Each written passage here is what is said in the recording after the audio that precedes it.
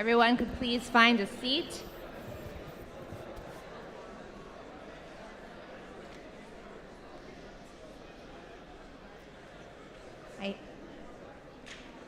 If you can't find a seat, you can go up to the balcony. There's an entire balcony waiting for you.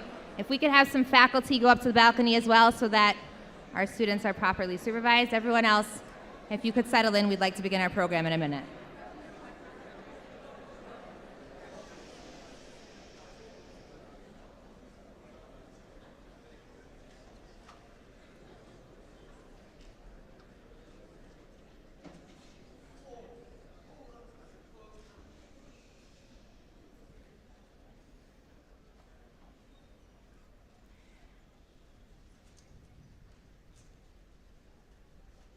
If you can't find seats down here, there are plenty of seats upstairs. Every year, we begin our Yom Hashoah program by watching visual testimony of the Holocaust. Our hope is that these images help frame the gravity of the day and help us absorb the extent of the atrocities of the Shoah. If you feel the need to remove your gaze from the screen, do so, it's okay. Before we begin, please take a minute to make sure your cell phones are both silenced and put somewhere where they won't distract you during this program. And then please direct your attention to the screen.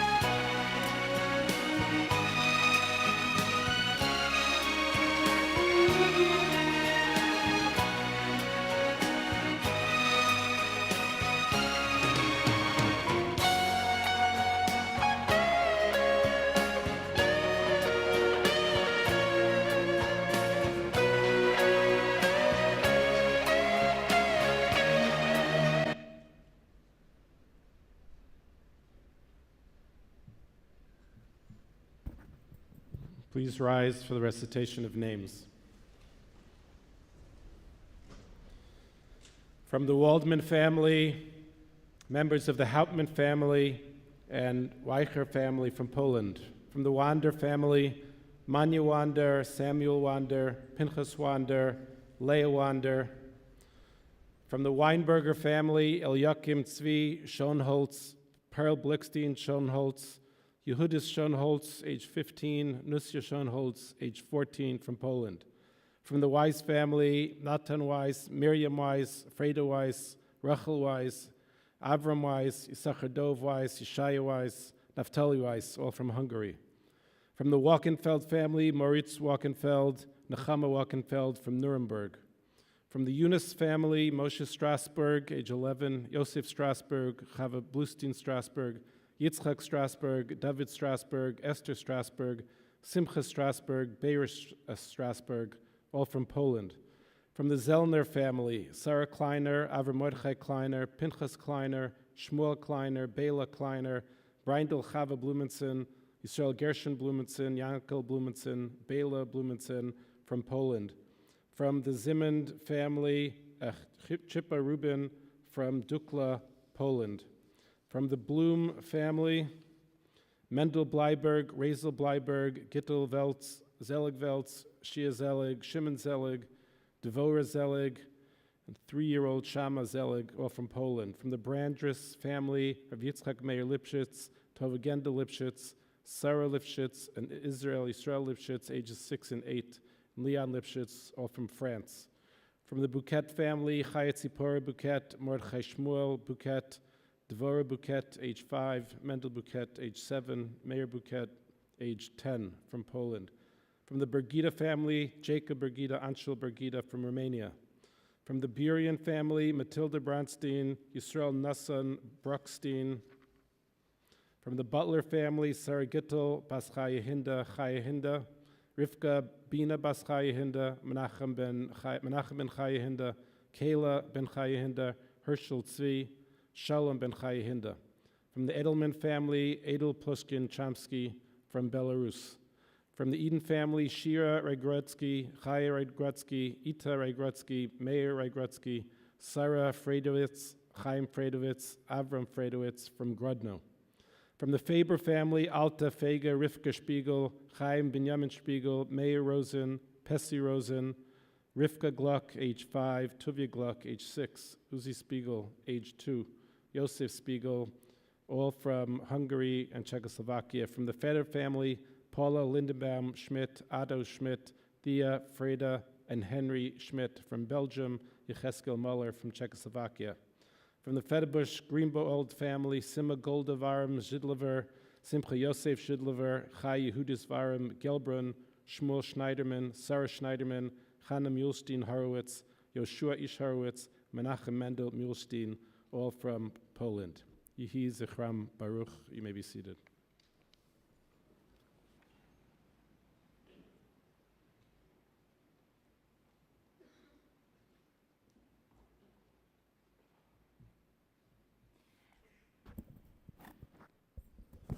As time goes on, hearing testimony from someone who survived the Shoah becomes an increasingly rare opportunity.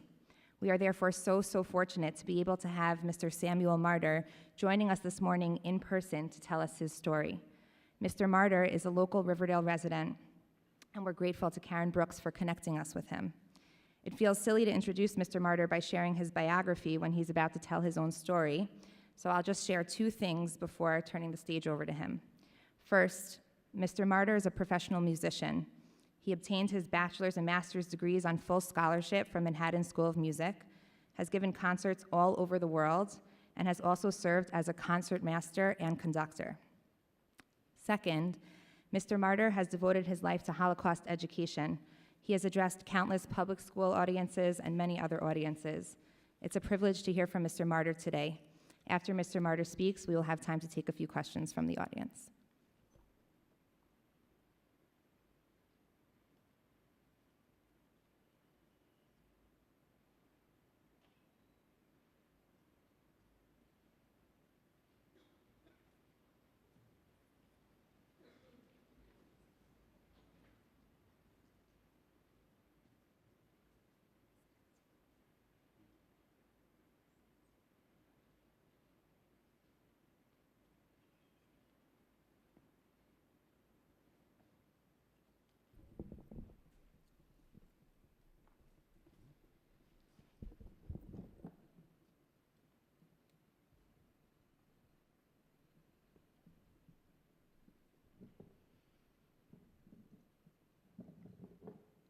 Hello, everyone. Thank you. Can you all hear me? I guess you do, because I cannot see you. I was asked to come here and speak a little bit about my childhood background, about my experiences, some of them, of course, only. And of course, I'm pleased that you came and are willing to listen. I was born in a place which was at that time Romania. The country changed governments in the meantime, and afterwards it became USSR, which is the Ukrainian Republic, Socialist Republic. Up to the age of 10, we were under the Romanian government, and life was what would seem to anyone here as relatively normal. Yes, there was anti-Semitism, but those that grew up in, like I did, in a Hasidic family, we felt protected and did not feel it as much until we got in touch with the outside world.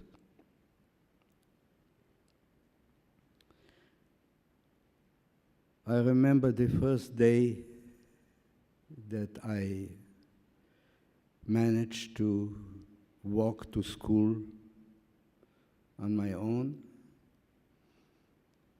I had the first anti-Semitic experience,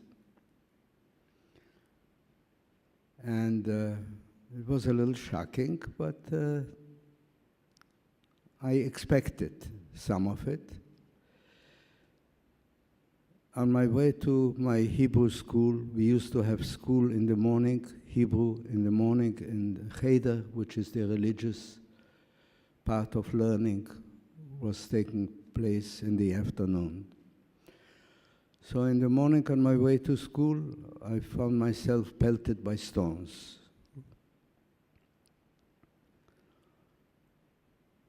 I decided to complain to my father after I came back from school, and my father said, "Don't worry about it. That's what they are being taught."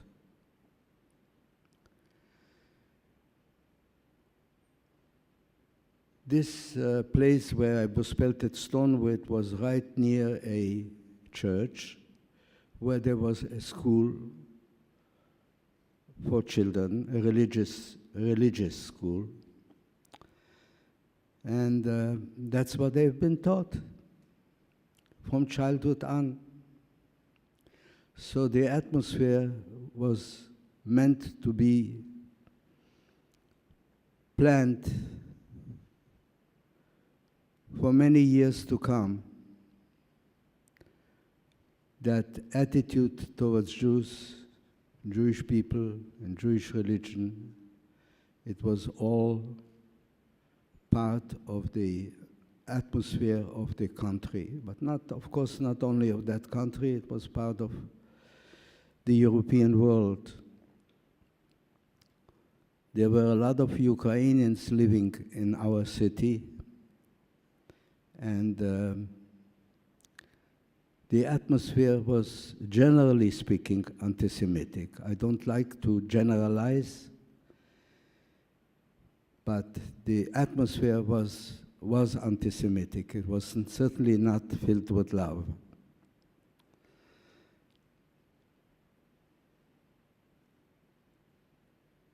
It did not take too long, and the Soviet Union adopted part of Romania, part of Hungary, and as you probably know from history, part of Europe was annexed by Soviet Russia. And then we experienced another kind of, we had other kinds of experiences. For children, it was very easy. They left children alone. They only bothered the grown-ups, and many of them were sent to Siberia for very little reason. The smallest thing you can think of was that someone had a little store somewhere, and that turned him into a bourgeois person. In other words, he became considered an enemy of the state. And so people disappeared, and yet for children children did not know unless their family was taken, unless they were taken with their families. I myself felt that I gained by that change, because in Romania, when I asked my father that I wanted to have violin lessons, my father said immediately yes, but I realized that he could not afford to give me the best possible music education the city could offer. And so I had a very bad teacher, and it was a very bad beginning, and I don't know how I continued with it. But when the Soviets came in, I was able to go into the conservatory and had a very good teacher, and I made very fast progress to the point where I was considered by the Russian government as someone who should be taken to Moscow to study further. And so a Russian group of officials came to my father's house and asked if he would let me go and if he would let me be taken to Russia to study. My father realized that the war was hanging in the air, and so, of course, he refused. I guess they did not feel they wanted to force him, because it was a new area for them that they just gained, and so they did not want to create a bad impression in the area. And I'm very glad I did not go to Moscow, because I had a few more months to be with my father while he was alive, because a few months later, he passed away in a concentration camp.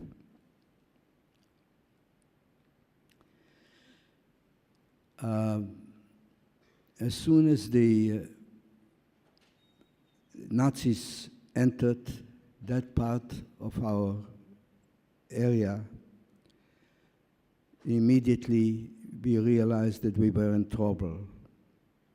Although my father did not want to believe it, he was an optimist, and he said, this is not possible, this is not going to last. The German people are a cultured people, and they would not fall for Hitler's crazy ideas.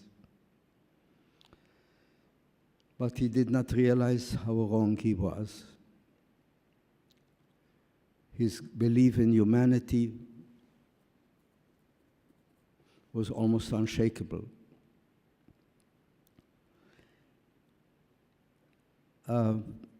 Soon as the Nazis came in, they created a ghetto.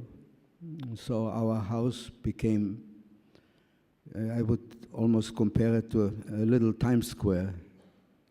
Many people moved from outside the ghetto into the ghetto area, and since our apartment was on the edge of the ghetto, so we had our apartment and we were able to take in strangers who lost their own homes. The situation, of course, was very tense, and the Jews were not allowed to go out in certain times of the day, but we still considered ourselves lucky. The ghetto was surrounded by barbed wire,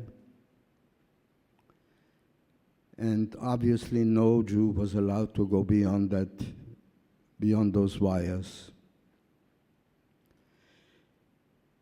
It did not take too long, and I cannot tell you how long it took because I was too young to start thinking of a diary, to write down dates.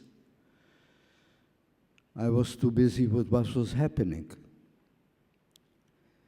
But I realized that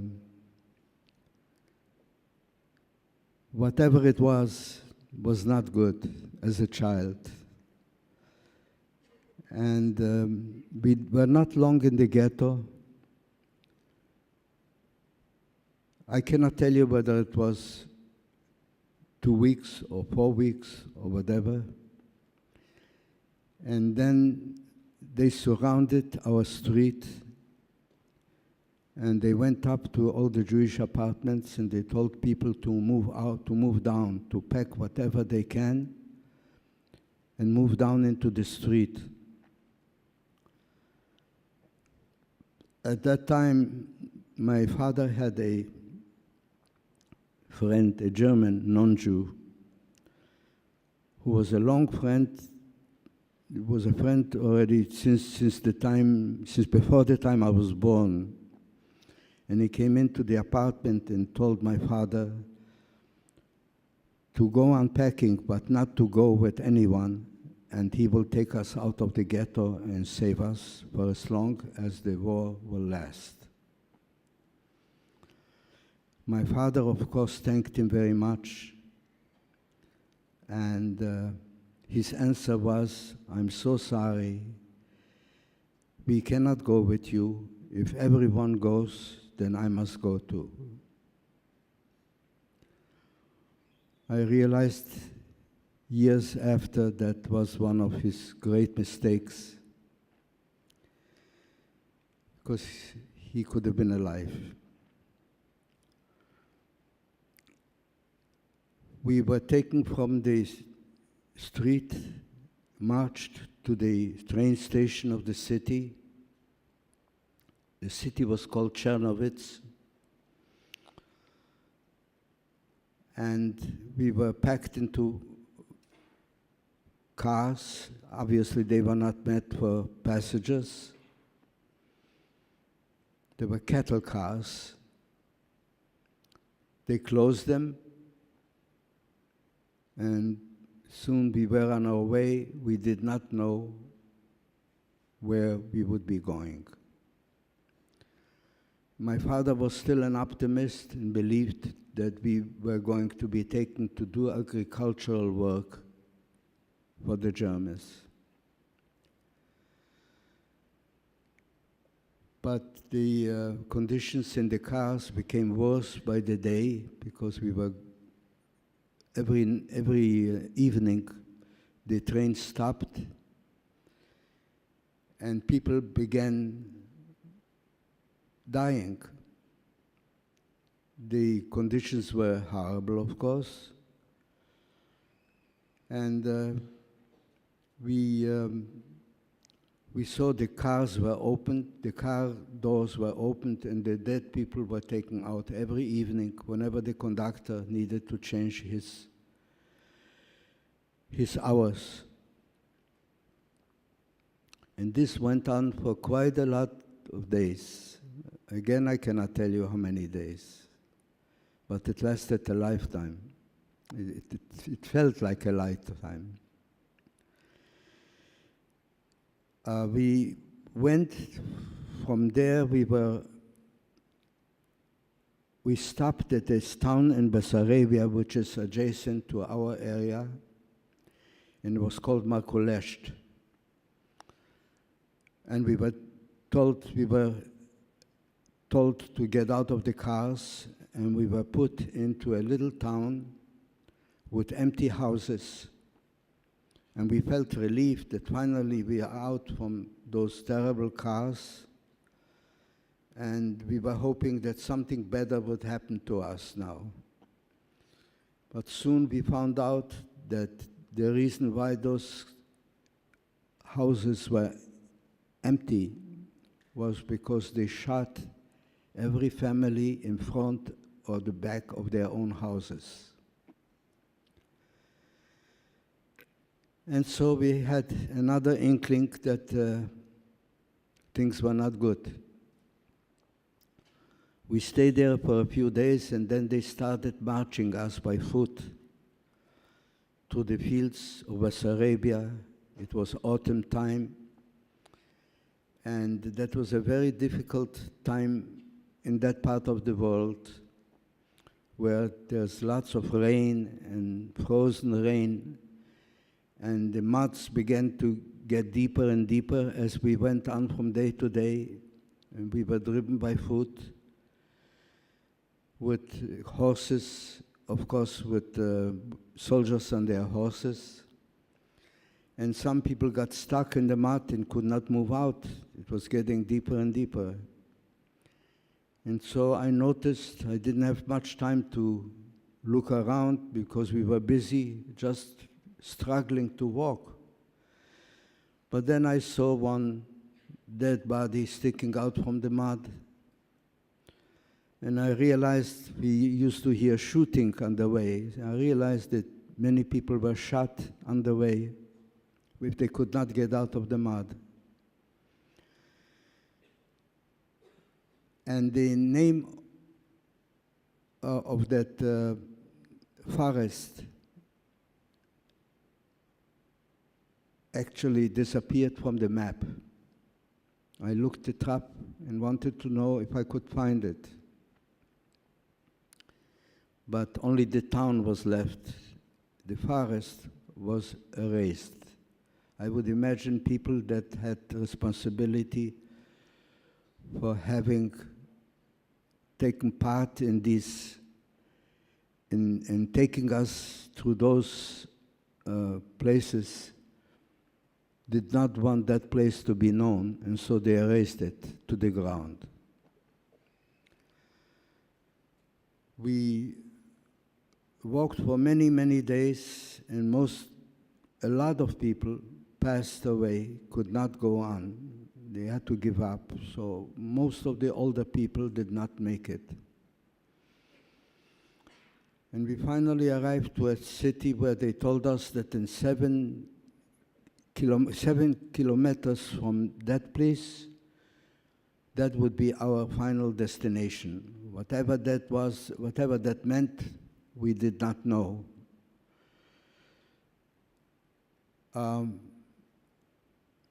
We arrived I'm trying to make it as short as I can.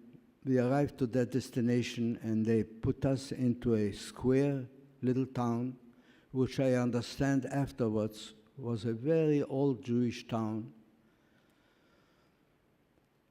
And strangely, we found 2 Jewish people in that town alive. One was a shochet,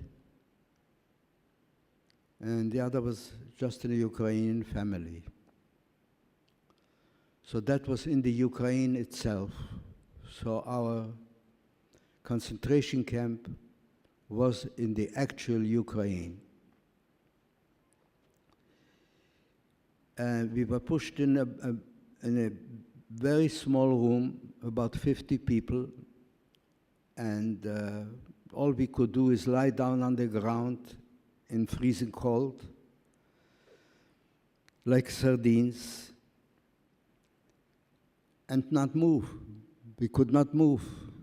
It was so crowded that, first of all, we were so tired that we just collapsed. Now, that first year was a horrible year because most of the people passed away. They did not have to kill us.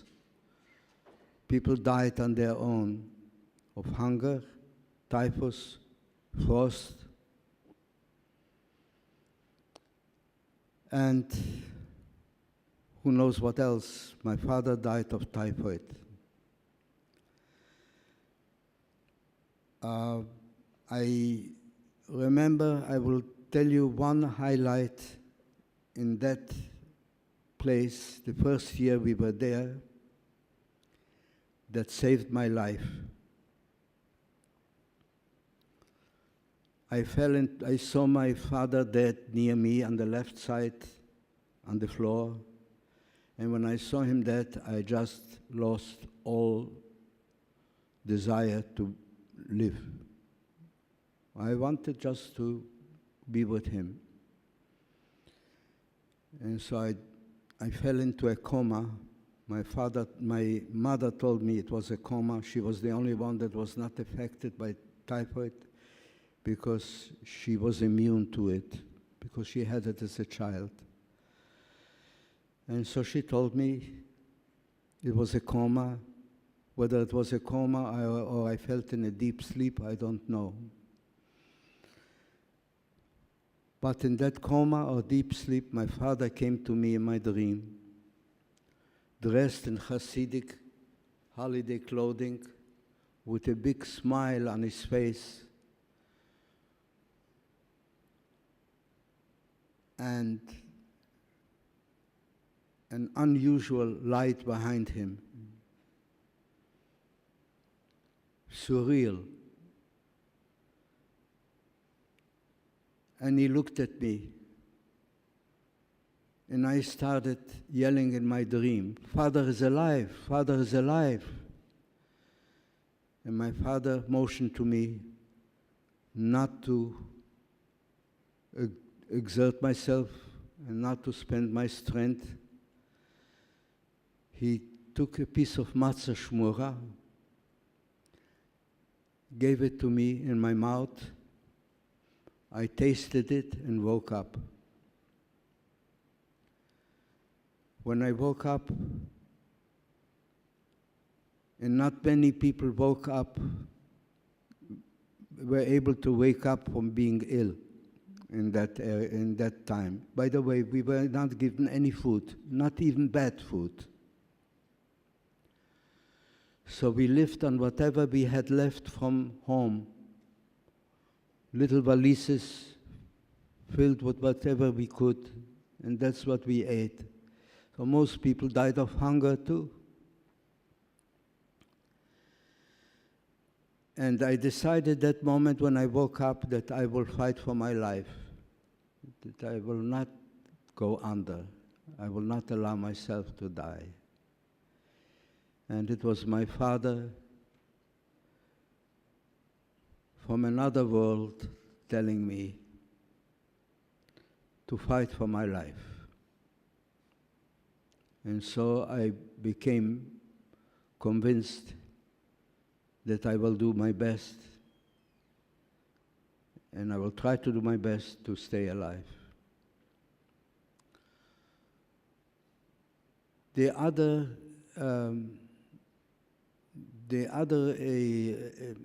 side to the story is that we were 3.5 years there. And of course, people died every day, and people were just dragged out every day from the room. And I don't know how it was. It was probably that way from the other houses, because there were Jewish houses and during that square, and nobody was there. So everybody was pushed into a different house. And that's where they decided to stay. Either they stayed alive or they died there. Our only luck is that we had water in the area. There was a fountain, and we were able, those that were able to stand up, were able to walk over and get some water. The winters were fierce. We had windows that we boarded up. I don't know how we did it. We found some wood outside and somehow made those window holes covered so we would not get in the immediate cold from outside. It did not help much, of course, because the cold was unbearable.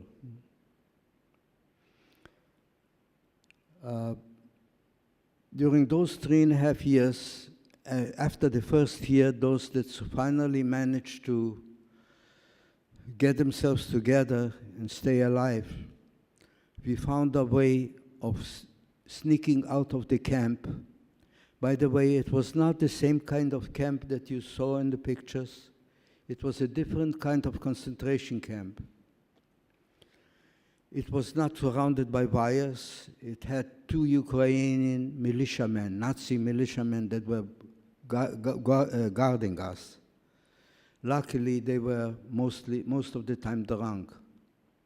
And so at night, when there was a moon, when there was no moon, we managed to sneak out of the camp, go into the fields and pick up some food from the fields that the peasants did not feel was worth picking up.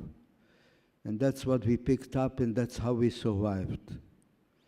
Once in a while, we would find a kind woman who would see us from the window passing by. She knew immediately who we were. It was easy to tell. And they came up with a piece of bread or whatever they could. They were themselves very poor peasants, and they gave it to us, and that helped us also to survive. And this is how we survived the 3.5 years in that camp. We were lucky in one way, is that we were so far away from civilization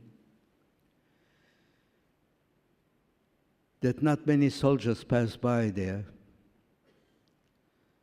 Only at one time, 2 or 3 tanks came, and they aimed at the village, at the houses, and we thought that was our end. But what they did was they had some order to shoot at 2 particular houses, and they were given an order to leave. Other than that, we saw no Germans there. Only one time, some Germans passed by, and since we spoke German, and they could not talk to anyone else there, we were able to, some of us were able to reach a German, and he told us, "Don't worry, we have no order yet to kill you." And they left, and that's how we were left alone. Luckily, we were left alone. And unfortunately, too many people died just from being there and from hunger and the other things that I mentioned. There were many, many stories that I could tell you, but it would take a long time. But I just gave you the highlights of what I felt I could safely give you without you being overwhelmed with stories. When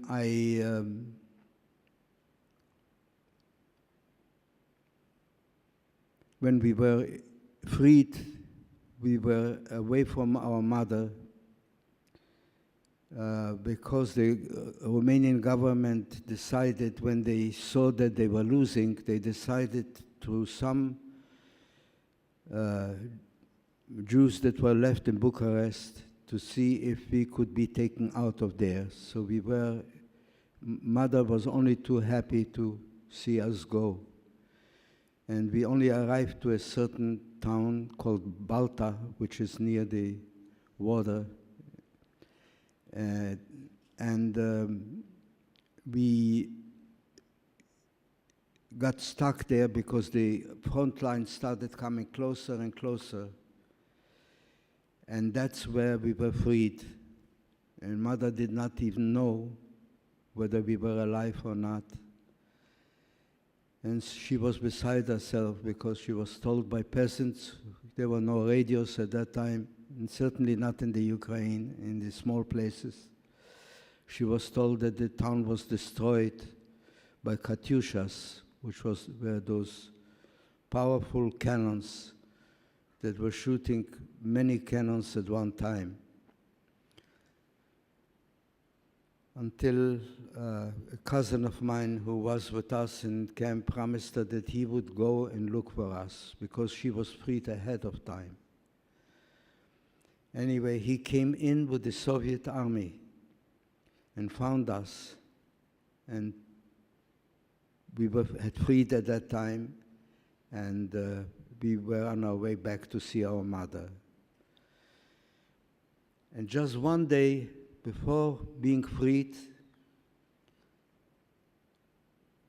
we were locked in that house because everybody was afraid to go out. And I decided I would go out because we were living with an older couple and they were freezing. And I felt I could not see it. I could not see them freeze like that. So I ran out of the door without asking any questions. Before they had a chance to yell for me not to go out, I ran out and started looking for pieces of wood. There were plenty pieces of wood from destroyed houses, and wanted to bring them back and heat up the room. And as I picked up the wood, I looked down and I saw a pair of boots in front of me. And I looked up and I see this tall German SS man. They did not even trust anymore. The Nazi Germany did not trust anymore the regular army. So these were pure SS people. And this SS man stands with a gun and looks at me and says, "Get up." And so I wanted to make sure that he does not know that I know German, because they knew the Jews of that area spoke German, or at least those that came to that area from the other places in Romania. And I tried to show that I'm guessing what he's saying, and he motioned to me, "Get up." So I got up and stood, and he looked straight in my eye, put his machine gun in front of my chest, and said to me, "Jude," which means in German, Jew, are you a Jew? So immediately I knew what not to say, of course. So I tried to show that I don't understand, but I'm trying to guess what he said. And I said in Ukrainian, "Нет," no. He was sort of a little bit drunk, and he thought for a minute, and then took away the machine gun from my desk and walked away. I was 1 second from being killed at the very end of the war.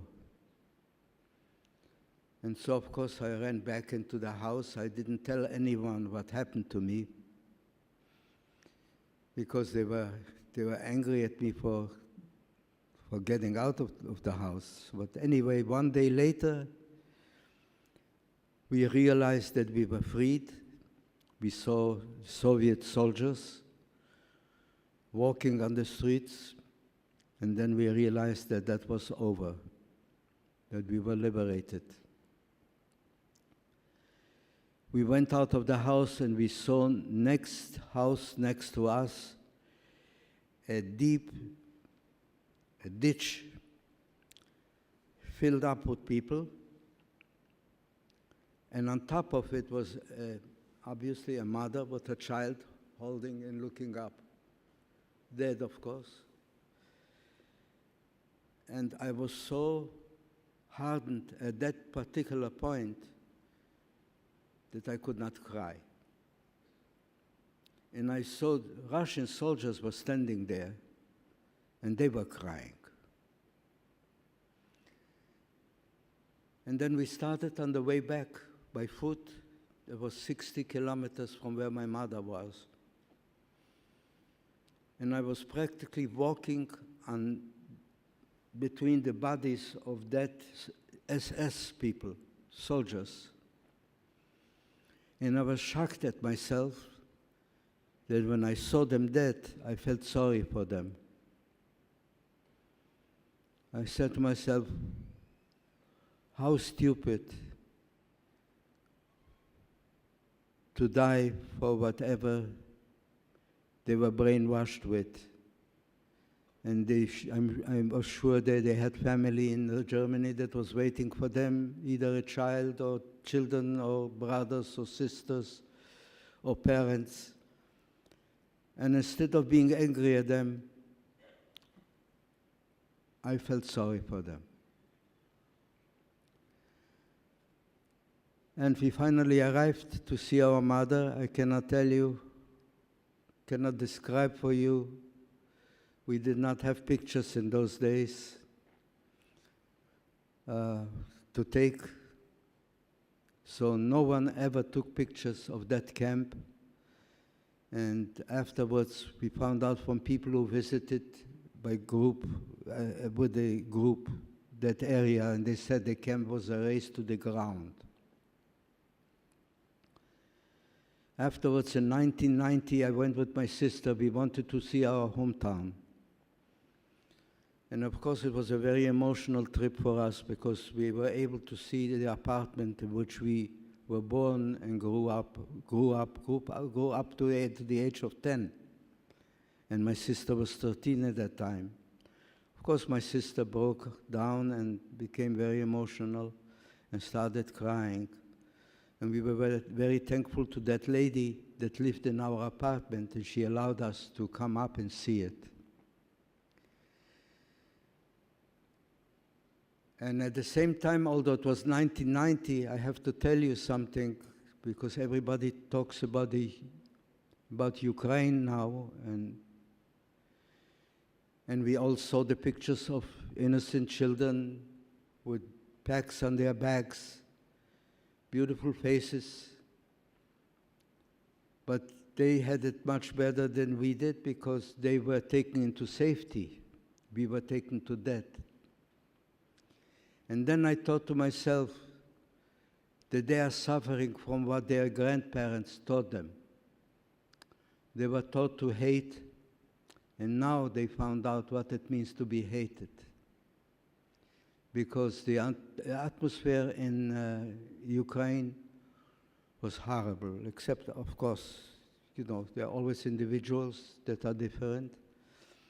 But when I was as I said, in 1990 in Chernowitz in the city, I went from a synagogue on Motzei Shabbat, and we were walking in dark streets because the Ukrainians were not able to afford light in the streets. And one fellow comes with his two girlfriends, comes across from us, and the person that was with me was a professor of Kabbalah in the University of Tel Aviv University, and he wore a kippah. I would never dare to keep a kippah while being in the Ukraine, because my hometown was still a part of Ukraine. And the fellow saw us pass by and said, "Get out of our way, you dirty Jews." And that was in 1990.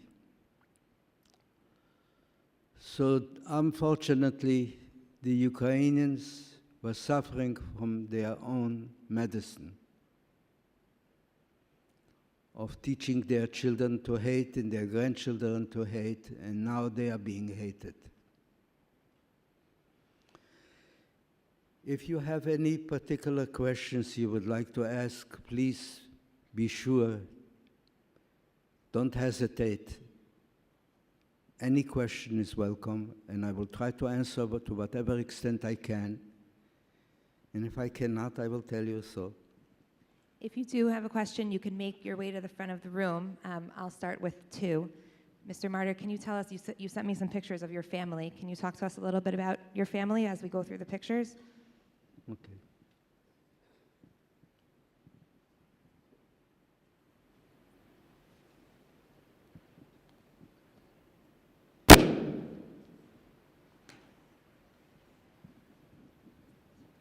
I see. This is my grandfather, my grandmother, and my aunt who were living in Poland. Obviously, they are not alive. They didn't make it, not even to the end of the war. And when I speak to audiences in universities who have heard all kinds of stories about Jews controlling the world, I show them the roof of their house, their little hut they were living in. And it was obviously, you can see it is in disrepair. And I tell them, do you know why this roof is in disrepair? It's because they were busy, my family was busy controlling the world. So I tried at least to put in some form of humor those tragedies that people are bent on believing. This is a wedding picture of my father and mother, which I found by luck after the war. After we came back to our hometown, we found no one in our apartment, and someone who lived there during the war, obviously a Nazi sympathizer, chose to throw whatever picture they found in a closet. And I was lucky and thankful that I was able to fetch some pictures. Otherwise, I would have never had a picture of my father. And this is our family picture. Yes, you can see my father with a hat. And I cannot see from here. To the right of my father, you will see my mother. The little one, the youngest one, you won't believe it, that was me. And to the left of me was my sister. And to the extreme left was an aunt, which was lucky enough to die before the tragedies came upon. This is our family when we visited them in Poland before the war. And again, it's my mother and my sister and myself, and the others are cousins. Two of them made it through running away to Soviet Russia before the Nazis came, and the other one never made it. He was killed somewhere in the army. This is a picture of our family after the war in the P camp, displaced persons camp in Germany, where we found ourselves after we managed to escape from Stalin's Russia. There is a whole story about these things, so I won't take too much time about it.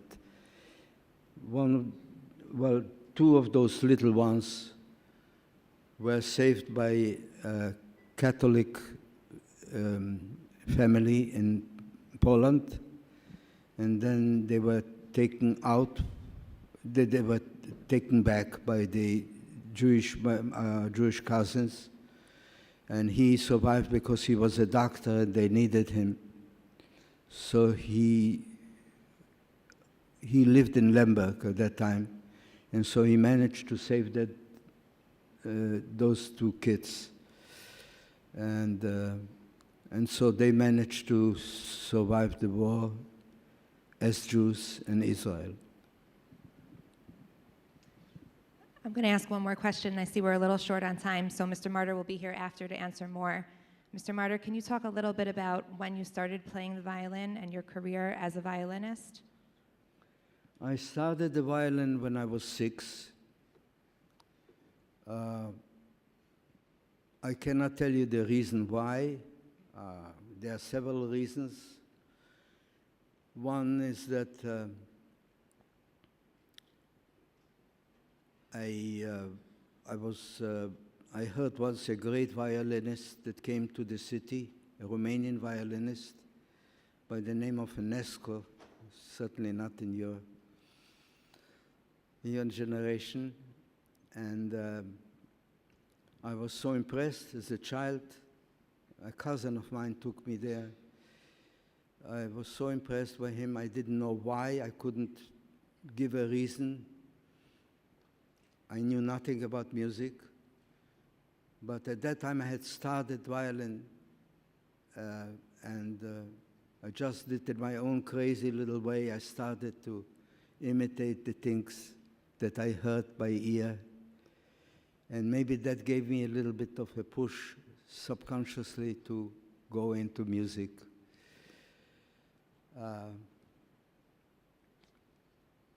And I stopped when I was 10.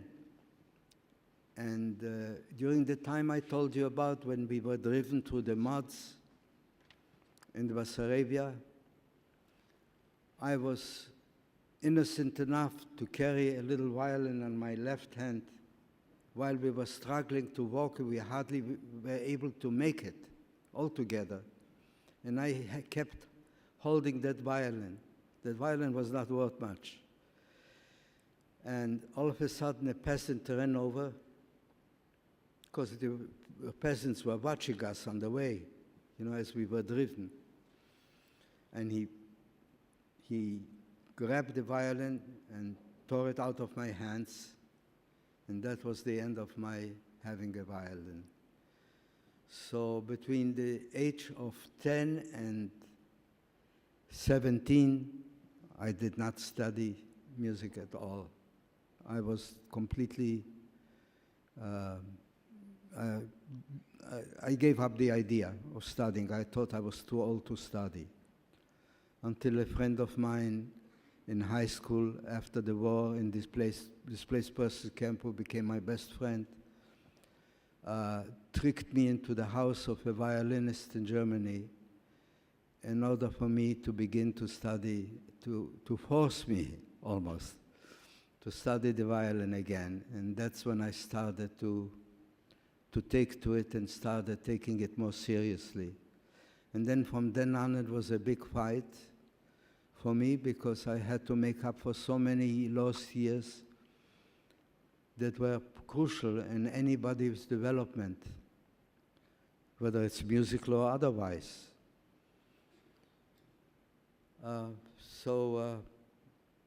It was a long road and a difficult road,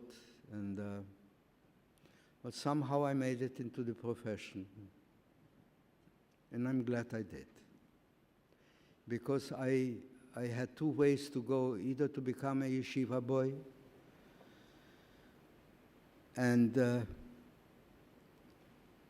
or study music.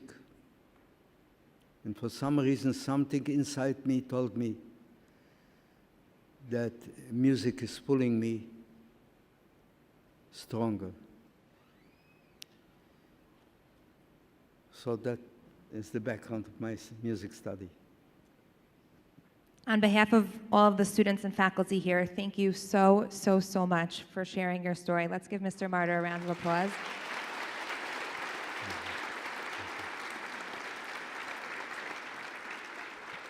We're going to ask the choir to come up to the stage as Rabbi Kroll escorts Mr. Martyr off the stage. Okay.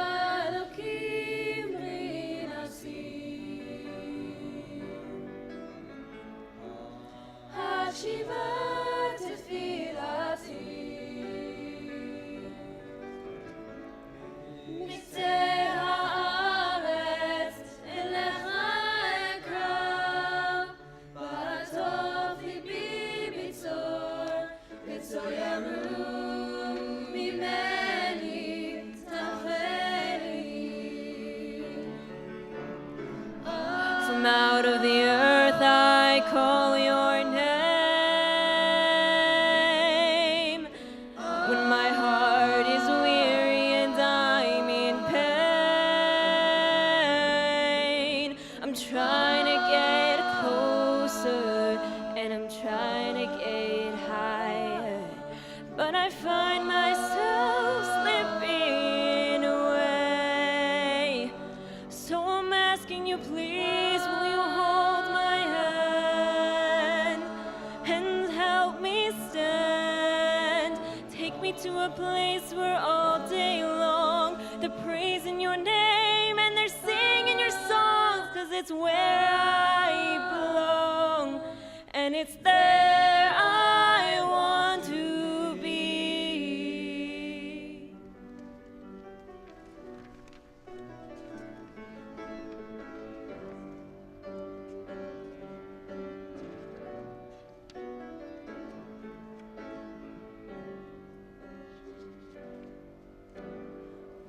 Hey, mira metal katika,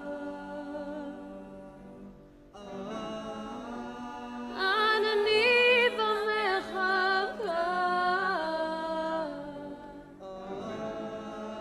Hashem li v'lo ira, ma yaseh li Adam. From out of the depths I called your name.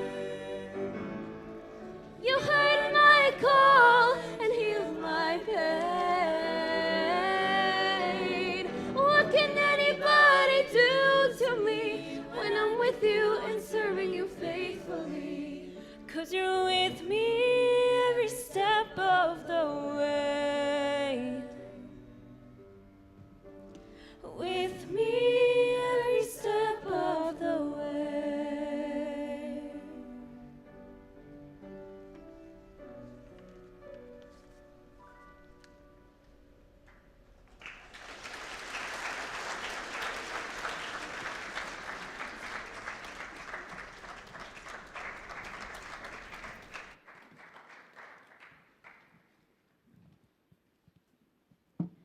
Every year, we ask students and faculty members to light a candle in memory of those who perished in the Shoah. We'll be lighting from the candelabra that's sitting over there. This candelabra was made and donated to our high school by Milton O-Ring. Milton O-Ring, who passed away earlier this year, was a Holocaust survivor whose granddaughter is an SAR high school graduate. O-Ring described the meaning behind the candelabra as follows. It's made of stainless steel, and the candle cups are brass. The candelabra has a Jewish star at its base in the design of the armbands that residents of the Warsaw Ghetto had to wear. There are 6 vertical posts. One is a model of the typical concrete post that surrounded Auschwitz. Electrified wires were attached to these posts to prevent escape. Another is a crematorium furnace with 2 doors. A third, a post on which hangings were performed. A fourth, a cross, which has a dual symbolism, reflecting both the times in Jewish history when Jews were persecuted in the name of that symbol, but also reflecting the many righteous Gentiles who saved the Jews during the Shoah. The fifth, one half of the lightning bolt symbol that Nazi SS members wore. And the sixth, which we'll return to in our program later today, an arm raised in defiance. Except for the last digit, the number engraved on this arm was Elie Wiesel's number. I will now call up the students and faculty members lighting the candles. We'll start with Anna Elkanovich in the 9th grade.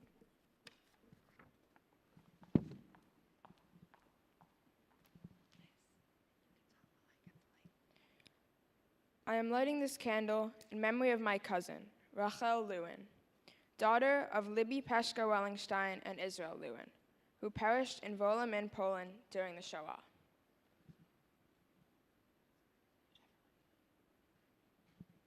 From the 10th grade, Isabella Lerman.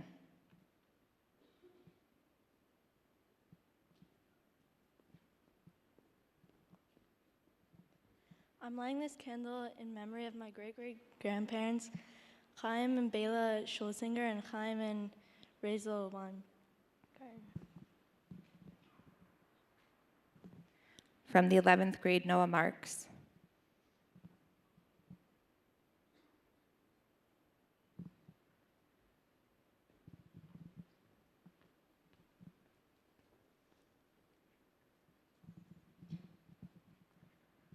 I am lighting this candle in memory of my great-great-great-grandfather, Shandor Meyer, who along with his wife Charlotte, children, and grandchildren, perished in Auschwitz-Birkenau in 1944, as well as in memory of Leibush Gittleman and Esther Bondar, who were murdered with their families in Pinsk.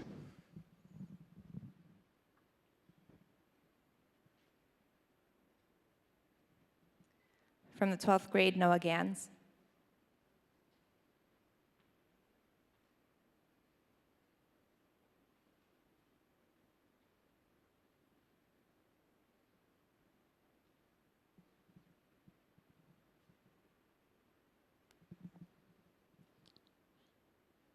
I'm lighting this candle in memory of my great-grandfather and his family, and in memory of my grandfather, who was a survivor of the Holocaust and unfortunately just passed away.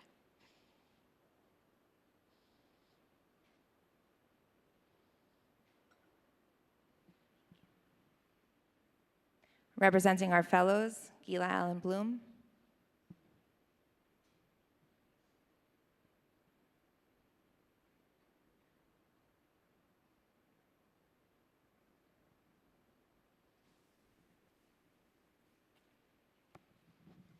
I'm lighting this candle in memory of my great-great-grandmother, Minna Dessau, who perished in Sobibor, Poland during the Shoah.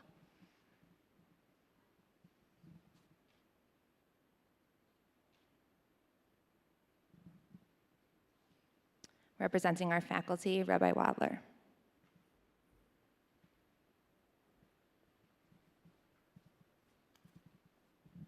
I'm lighting this candle in memory of my great-uncle, Avram Yoshua Heschel ben Shlomo Korman, who perished along with his family in the death camp Chelmeno.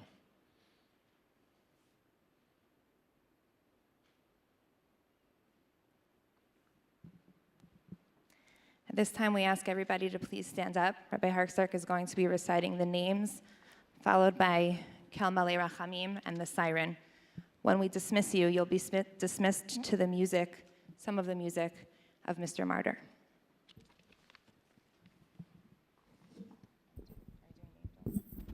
No names. We'll do names a little bit later.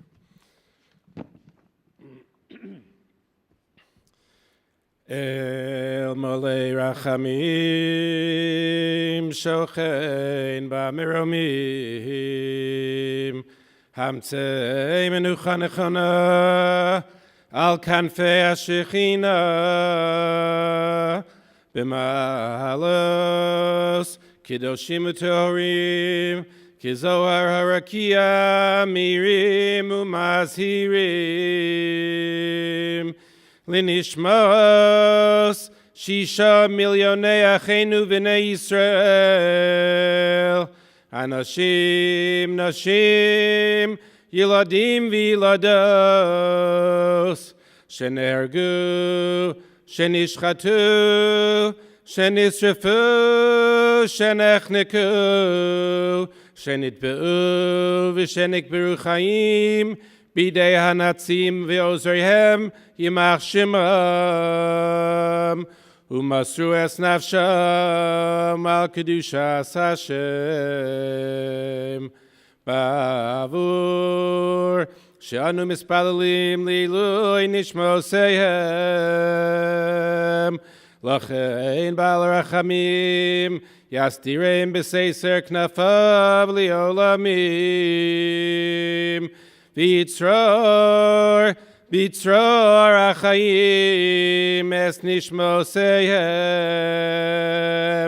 בגן עדן תהא מנוחתם. אדוני הוא נחלתם, וינוחו בשלום על משכבם, ונאמר amen. Please remain standing for the sounding of the siren.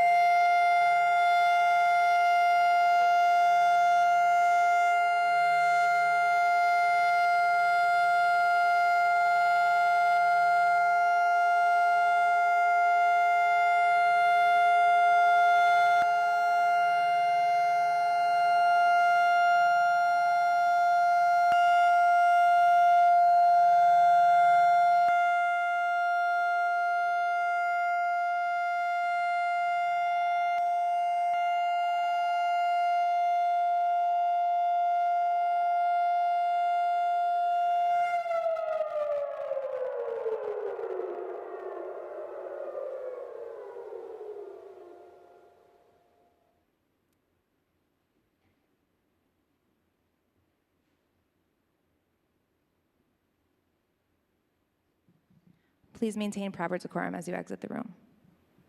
You're dismissed.